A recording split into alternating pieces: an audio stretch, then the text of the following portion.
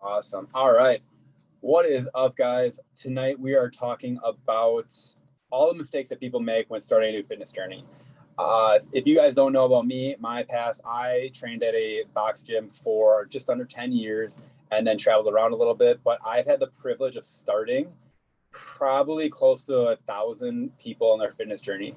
Obviously, not everyone stuck with it. And then here are some things of people that I've talked to that have fallen off and reasons they've come back to me later to tell me, or things that they've done that made a mistake in the process of getting started. So if you guys want to in the comments, drop the comments. Let me know where you're at when it comes to fitness and nutrition. Where do you want to be? And then here are the major mistakes that I think people do make. Mistake number one is they're extremely ambitious. They go way too hard, way too quick.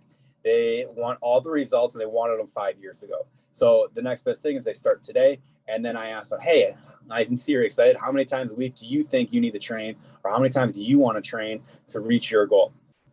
And this is what they say. I think five times sounds good. Monday through Friday, it makes sense to me. 5 times a day is extremely ambitious. You need really good programming. So what I would come back with them at was, how many times did you work out last year? And they'll say, well, I didn't work out at all last year, or a couple of times where I started the year and then I fell off. Well, it's different this year. Well, what you might have done last year is you wanted to do 5.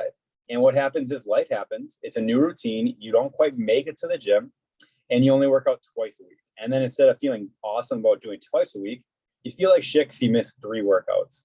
So what I always tell people when they first start is, why don't you aim for 2 or even 1? Because if you work out once a week for a year, that's 52 more workouts this year than you did last year. If you work out twice a week for a year, that's 104 more workouts than you did this year than you did last year. Don't you think if you did 104 more workouts this year, you're likely to hit your goals a little bit more efficiently? Yeah, for sure. So number 1 is, don't be too ambitious. Number 2 is, I always like to look at fitness and health as an investment. You're going to invest one of 2 things. You're either going to invest time, you're going to learn how to work out, how to do all the exercises, how to manipulate the weight, how to brace your core so you don't get hurt, how to, scheme for reps, how to program and figure out how to, say, work out your upper body and lower body together so you are the most efficient. You can either pay for that with time, or you can pay for that with money. You're going to pay for it one way, so you might as well make the decision. Is it time or money? Which one do you value more? If you value money more and you're willing to sacrifice time, cool. That's amazing if you want to start when you're 14, 15 years old in a high school weight room with a bunch of people directing you. Otherwise, if you want to start later in life, it's a little bit harder. Just because your confidence isn't there, you haven't been started at a young age, you're not around your peers. So what I would recommend doing is go find a really good trainer that you trust. It has a proven track record that has been doing it for not even forever, but just has at least been doing it for themselves. I can go over how to choose a trainer in my eyes if you're interested in that. But pretty basically, I want you guys to invest in yourself. If you're looking to start a fitness routine and the do-it-yourself videos at home aren't cutting it, you want to get into the gym, go find a trainer, hire them. You're going to get more value out of one session with a really, really good trainer who, during that session, you could probably get set up with like a month of programming, or a programming that you could do 3 to 4 or 5 days a week if you wanted to. If he's a very nice trainer, she's a good trainer, she'll do that for you. I've done that hundreds of times for people where they bought 1 or 2 sessions, and then I just wrote a program for them to just show up for themselves and consistently do it. It doesn't take much time, especially when I write hundreds of programs all the time. So it's very efficient, but look at it more as an investment. Are you going to invest your time or your money? Another mistake that I see people make is that they do what all of their friends do and they fucking hate it. All right. So I've had the conversation like, oh my gosh, welcome to the boot camp. Welcome to the small group. Welcome to the class. How did you find out about this? Oh, so-and-so does it. That's amazing. And then they get into it. They're like, I hate push-ups, not doing push-ups. I hate squats, not doing squats. Well, maybe this workout's not the best for you, because we got 30 seconds of push-ups followed by 30 seconds of squats. And they just resent every movement. They feel miserable going through the whole workout.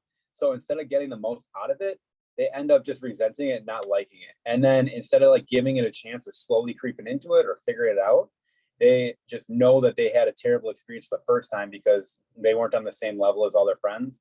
And then they felt, one, embarrassed, and then they quit. So that's another thing. Another mistake that people try to make is they try to work out when it's really convenient for you. Okay, so if you're waiting for that convenient hour to just appear, it's not going to happen. So what I always like to tell people is, why don't you plan for it to happen? So what gets scheduled gets done. And if you schedule it for after work on your way home from work, between the grocery store and home, chances are you're not going to make it. The only people that I see to consistently make it in the evening, that after 5 p.m., and this is just like my observation, seems to be people who are single or just don't have kids yet. Like, that's just the population that happens. Or it's a professional that really, really, really prioritizes that health and fitness.